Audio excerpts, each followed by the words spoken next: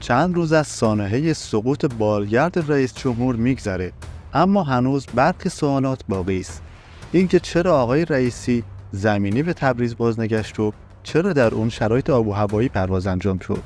در این ویدیو میخوایم شرح کاملی از سفر رئیس جمهور داشته باشیم و به سوالهایی که وجود داره پاسخ بدیم. 30 اردیبهشت 1403 چند دقیقه بعد از ساعت 7 صبح هواپیمای حامل رئیس جمهور در تبریز فرود میاد. رئیس جمهور و هیئت همراه بلافاصله سوار بر 3 بالگرد فرودگاه را ترک میکنند. دیدار با رئیس جمهور آذربایجان و حضور در افتتاح سد مرزی قزقلسی در آذربایجان شرقی برنامه اصلی آقای رئیسی و هیئت همراه است. حوالی ساعت 8 صبح بعد از گذشت 40 دقیقه پرواز در منطقه‌ای در اطراف روستای کلاله در 160 کیلومتری تبریز فرود میاد. دیدار و گفتگو با مردم منطقه برنامه آقای رئیسی در توقف نیم ساعته در این مکانه.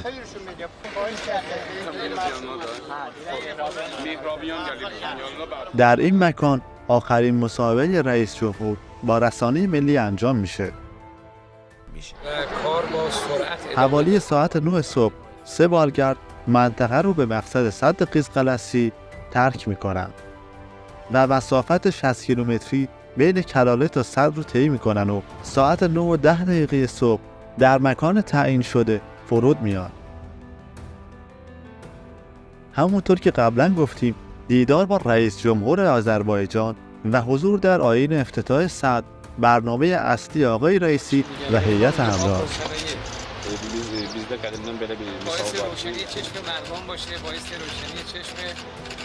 سد قزقلسی سومین طرح مشترک ایران و جمهوری آذربایجان بر روی رودخانه ارسه.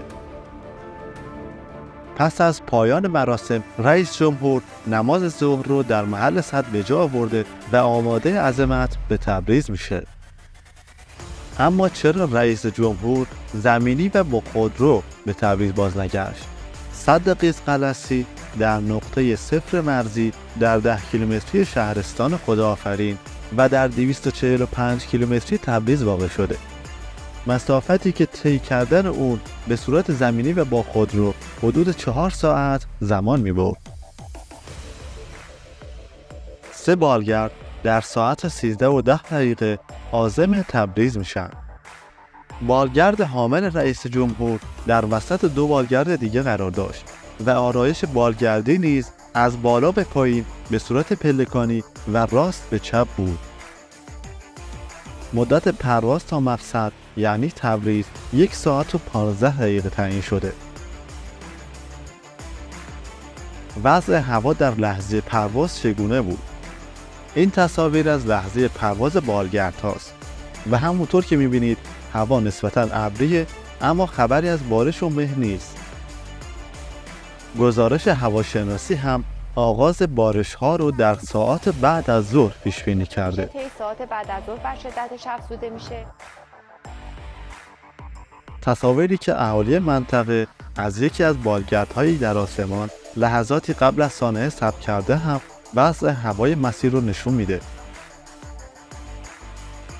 حدود نیم ساعت پس از پرواز بالگردها به یک توده ابر برخورد میکنند. دستور خلبان بالگرد رئیس جمهور به عنوان فرمانده میدان ارتفاع گرفتن بالگردها برای عبور از فراز توده ابرهاست.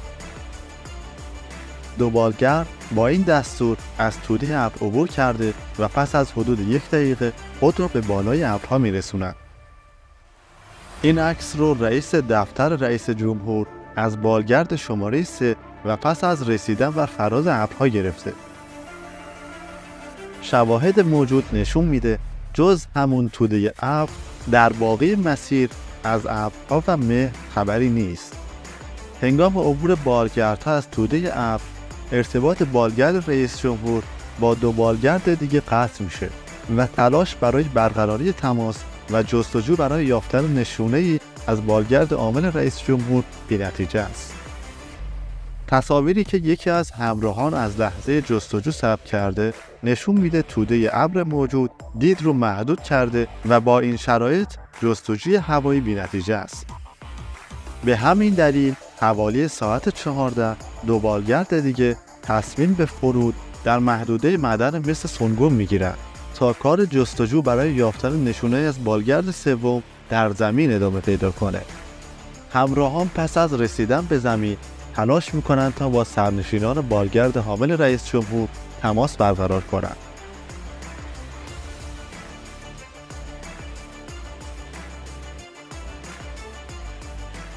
تا اینکه در ساعت 2:18 یکی از تماس‌ها با تلفن همراه خلبان بالگرد مفقود شده پاسخ داده میشه.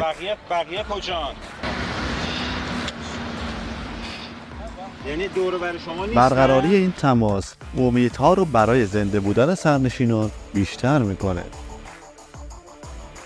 بر اساس اطلاعات دریافتی از ردیابی تلفن همراه، محدوده‌ای بین 3 روستای اوزی، اردشیر و تویل به عنوان محل جستجو تعیین میشه. افراد حاضر در قالب چند گروه کار جستجو رو به صورت همزمان و در چند جبهه آغاز میکنند. بعد از گذشت 3 ساعت از وقوع سانحه و پس از آخرین تماس‌ها در ساعت 17:16 دیگه کسی از سرنشینان بالگرد پاسخگوی تماس‌ها نیست.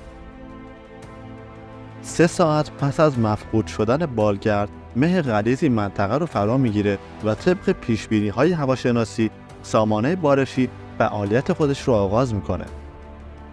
شب فرا میرسه و کار جستجو نیازمند پهپادهای مجهز به دوربین‌های دید در شبه.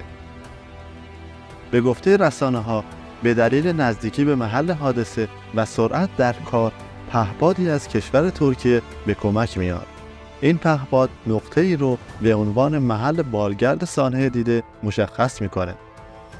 اما با حضور نیروهای امدادی در محل تعیین شده مشخص میشه اطلاعات نادرست بوده و نشونی از بالگرد پیدا نمیشه. سرانجام پس از حدود 14 ساعت جستجو در ساعت 5:30 صبح روز دوشنبه ریزپرنده‌های شناسایی ایران مکان دقیق بالگرد رو پیدا میکنن و اولین تصاویر از بالگرد سانحه دیده رو مخابره میکنن.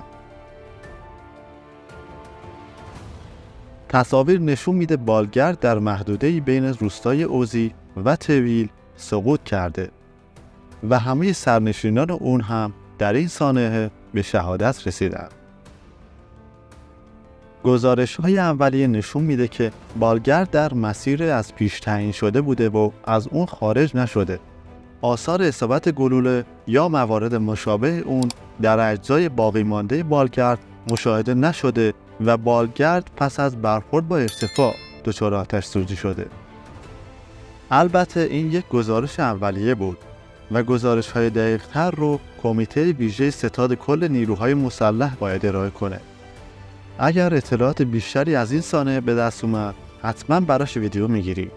پس همین الان این ویدیو رو لایک و کانال ما رو دنبال کنید.